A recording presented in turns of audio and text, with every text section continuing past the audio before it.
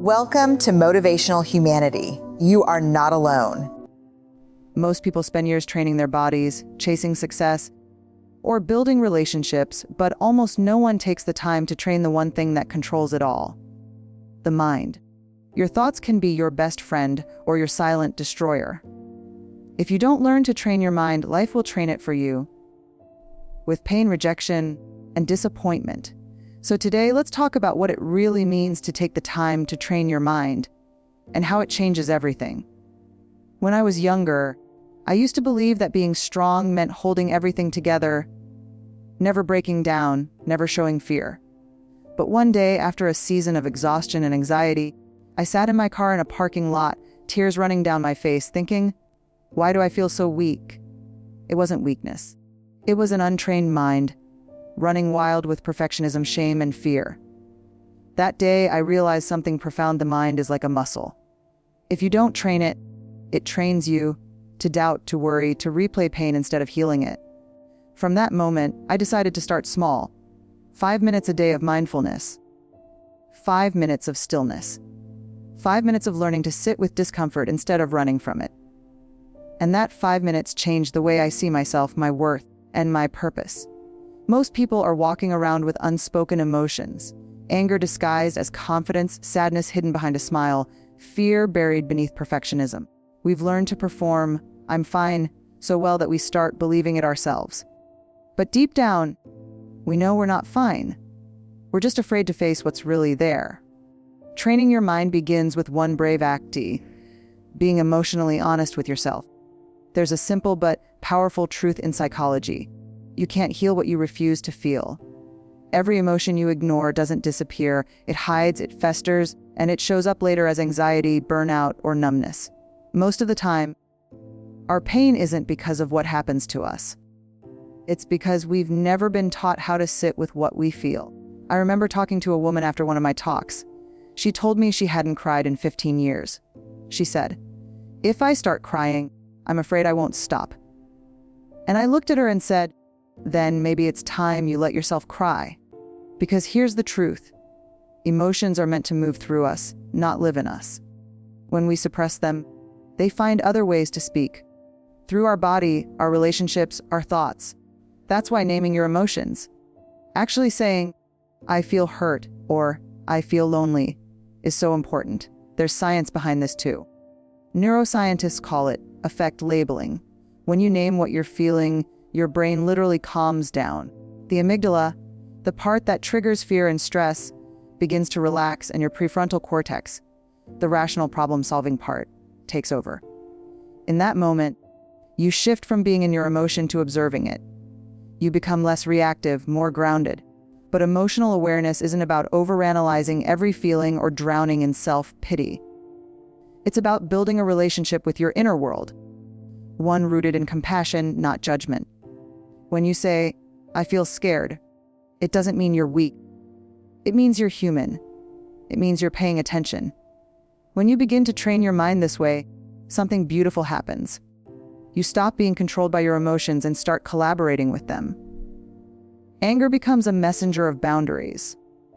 Sadness becomes a teacher of empathy. Fear becomes an invitation to courage. It's not about fixing your feelings, it's about feeling them with intention. You start realizing that your emotions aren't the enemy, they're the map. Every emotion is pointing you toward a truth you need to see. So, the next time you feel overwhelmed, don't rush to distract yourself. Sit down, take a breath, and simply name what's happening inside you. Maybe it's, "I feel anxious because I'm uncertain," or "I feel resentful because I haven't spoken my truth." Say it out loud if you can, because when you name it, you tame it. That's the first real step in training your mind, to create space between feeling and reaction, to replace denial with awareness and silence with honesty. That's where strength begins, not in pretending everything's okay, but in daring to see things as they really are. Failure is one of those words that makes most of us flinch. It carries so much weight. The weight of shame, the fear of being judged, the echo of not enough.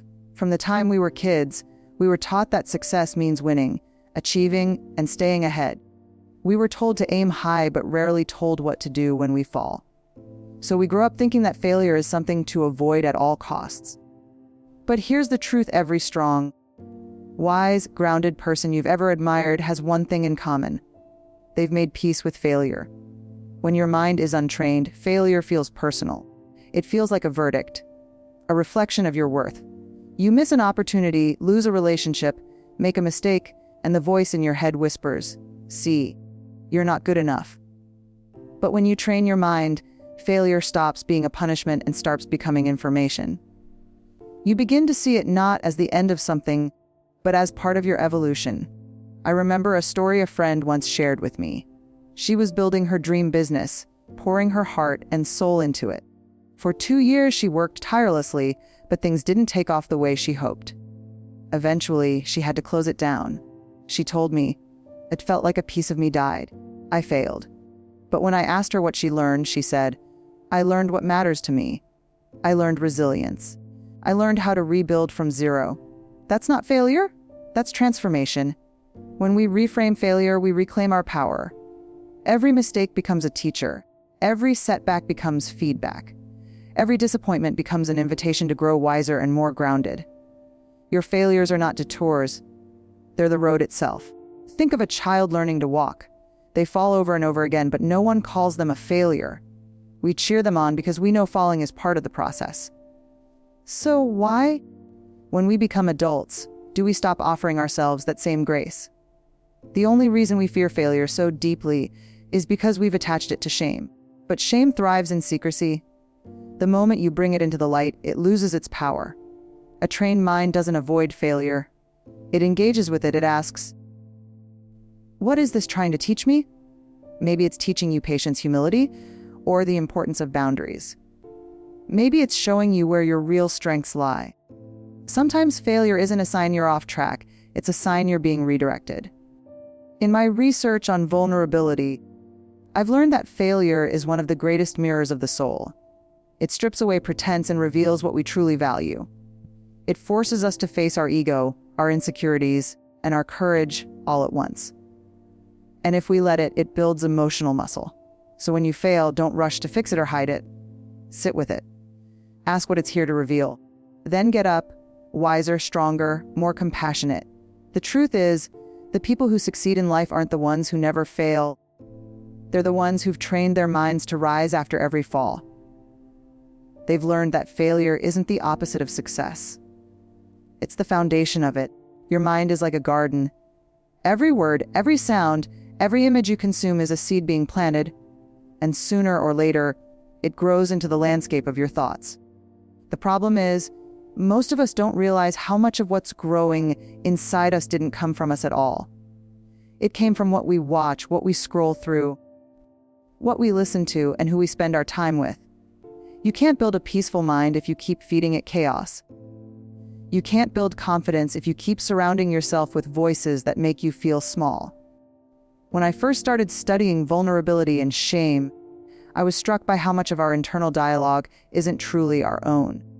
So many of the things we tell ourselves, "I'm not enough. I don't deserve love. I'll never get it right," were planted by other people's fears and opinions. We absorb their doubts without realizing it, and over time, those doubts start to sound like our own voice. Training your mind means learning to recognize when that voice isn't yours, when it's an echo of something you were never meant to carry. Guarding your inputs is not about living in isolation or pretending the world doesn't affect you. It's about becoming conscious of what you allow to shape your inner world. It's asking yourself, does this make me feel grounded, inspired, or anxious and small? Because every piece of content, every conversation, every interaction either strengthens your peace or steals it. There was a season in my life when I realized my anxiety wasn't just coming from what was happening in my life. It was coming from what I was feeding my mind every day. The endless news cycles, social media comparisons, the noise of opinions. It all created a kind of static in my head that never went away. I had to start filtering my inputs like my life depended on it. Because it did. I began to spend less time scrolling and more time reading. Less time reacting and more time reflecting. The world didn't change, but my mind did. I learned that when you stop letting everyone else's noise in, You finally start hearing your own truth. You can't plant roses and expect weeds not to grow, but you can choose what you water. The same goes for your mind. If you keep feeding your thoughts with negativity, self-doubt, and comparison, don't be surprised when your life starts reflecting that. But when you feed it with gratitude, compassion, curiosity, and silence, you begin to bloom from within. Guarding your inputs also means being intentional with the people around you. Energy is contagious. Spend time with those who challenge you to grow, who remind you of your worth when you forget it, who talk about dreams instead of gossip. The more you protect your environment, the easier it becomes to protect your peace. Your mind will always reflect the world it's exposed to. So expose it to truth, beauty, wisdom, and stillness. That's how you train it to focus on what really matters. Because when you master what you allow in, you master what comes out. Your thoughts, your emotions, your energy. And when you do that, the whole world begins to feel a little quieter, a little kinder, and a lot more peaceful inside your head. Stillness is one of the most powerful, yet most uncomfortable, practices in our modern world. We live in a culture that glorifies busyness, where every moment must be filled, every silence must be covered, and every pause feels like wasted time. But the truth is, the moments of stillness we keep avoiding are the very moments where our mind begins to heal, reset, and grow stronger. Training your mind isn't just about learning new things or pushing yourself harder. It's also about learning to stop, to be present with yourself without distraction, without performance, without pretending. When we finally get quiet, something incredible happens. We begin to meet ourselves again. But that can be terrifying, because silence has a way of revealing the truths we've buried, the pain we haven't processed, the fears we've ignored, the dreams we've silenced. That's why we run from it. We drown ourselves in noise, podcasts, notifications, conversations, anything that keeps us from sitting alone with our thoughts. But the more we run, the more disconnected we become from our inner compass. Stillness, uncomfortable as it may be, is the bridge back home. I remember once going on a silent retreat, something I had resisted for years. The first day was brutal. I felt restless, anxious, desperate to check my phone. My mind kept shouting at me, "You should be doing something." But after a few hours of surrendering to the quiet, something shifted. I started noticing things, the sound of my own breath, the way my shoulders relaxed, the gentle hum of my heartbeat.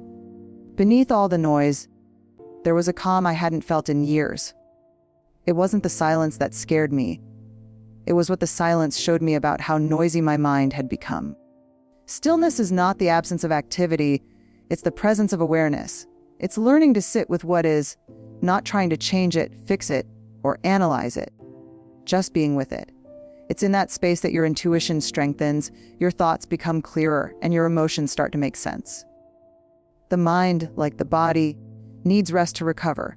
When we never stop moving, our thoughts become scattered, our emotions react faster, and our decisions become impulsive. But when we cultivate stillness, our inner world reorganizes itself. We start to respond to life instead of reacting to it. This kind of quiet doesn't always have to look like meditation on a cushion. It can be a walk in the park, watching the sunrise, sitting in prayer, or journaling with no agenda. The point is to create moments where you can hear the truth beneath the noise. Because there is always a voice within you, gentle, wise, and grounded, that knows what you need. But you'll never hear it if you're always surrounded by noise. The irony is that in stillness, you realize how much strength is born from surrender. The more you practice it, the more you realize that silence doesn't mean weakness. It means awareness. It means clarity. It means power. When your mind learns to be still, it learns to be steady in the storms. Life will still bring chaos, but you will no longer be consumed by it. Because stillness teaches you that peace isn't the absence of problems. It's the ability to stay centered within them. Gratitude is one of those practices that sounds simple, but carries profound power. At first, it seems almost too small to matter. A list of 3 things you're thankful for, a quiet thought before bed, a fleeting acknowledgement of a kind word, or a beautiful sunrise.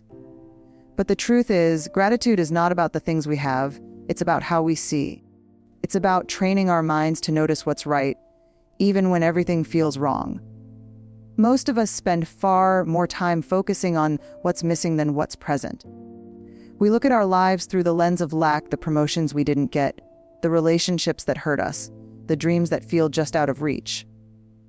And in that lens, our minds spiral into anxiety, envy, and despair. But gratitude shifts the lens. It invites the mind to pause and notice the good, the small, the ordinary moments that often go unseen. It's a muscle that, like any other, needs training. The more you exercise it, the stronger it becomes. I remember talking with a woman who had experienced a devastating loss. She told me, "I don't see how gratitude matters when my world feels broken." And I said, "It's not about pretending the pain isn't real. It's about giving your mind permission to see a sliver of light even in the darkness." She started small, noticing the warmth of her morning coffee, the smile of a stranger, the sound of birds outside her window. Slowly, those small observations began to shift her perspective. They didn't erase her pain, but they reminded her that life is never only pain. Life is also ordinary beauty, waiting to be acknowledged. Gratitude doesn't mean ignoring challenges or suppressing emotion. It means creating a balance in your mind, a counterweight to negativity. Neuroscience shows that gratitude practices increase activity in the prefrontal cortex, the part of the brain associated with decision-making, empathy, and self-regulation. It actually rewires your brain to focus more on abundance and less on lack. Every time you acknowledge a gift, a lesson, a small joy, you train your mind to notice possibilities instead of problems. There's also a vulnerability in gratitude that many people overlook. To truly be grateful, you have to admit dependence, recognize the kindness of others, and acknowledge the ways life has supported you, even in subtle forms. It requires humility, the courage to say, "I am not alone. I am seen. I am supported." And in that acknowledgement, connection grows both internally and externally. Your mind learns not only resilience, but also empathy. When you practice gratitude daily, even for just a few moments, you start to see life differently. Problems remain, pain remains, but your perspective changes. You notice opportunities where before there was only frustration. You recognize people instead of taking them for granted. You begin to see yourself, not as lacking or flawed, but as part of a larger, imperfectly beautiful story. The power of gratitude is that it trains your mind to focus on what you can control, your attention, your perception, your response, instead of what you cannot. And when your mind shifts, your world shifts. Life doesn't have to change for you to feel abundant. Your mind only needs to see what already exists. So start small. Every morning, name 3 things you're grateful for, not because your life is perfect, but because your mind needs this training. Over time, you'll notice a transformation. Thoughts that once spiraled into fear and doubt begin to stabilize. Joy becomes more accessible. Peace becomes more tangible. Gratitude is not just a practice. It is a way to reclaim your mind and ultimately your life. You see, mental strength isn't built through control, it's built through connection, through the courage to feel, the humility to learn, and the grace to start again when your thoughts pull you down. Training your mind doesn't mean you'll never feel pain again. It means pain will no longer own you. You'll still fall, but now you'll rise with awareness. So today, take 5 minutes, just 5, to be with your thoughts. No phone, no noise, no performance. Just you and your mind. Ask it, "What do you need from me today?" Because your mind is the doorway to your life. And when you learn to train it, you stop reacting and start living with intention, clarity, and peace. Remember this, you can't control what happens to you, but you can train how your mind responds to it. That's where your power lies. That's where freedom begins. So go train your mind and watch how your entire life starts to change.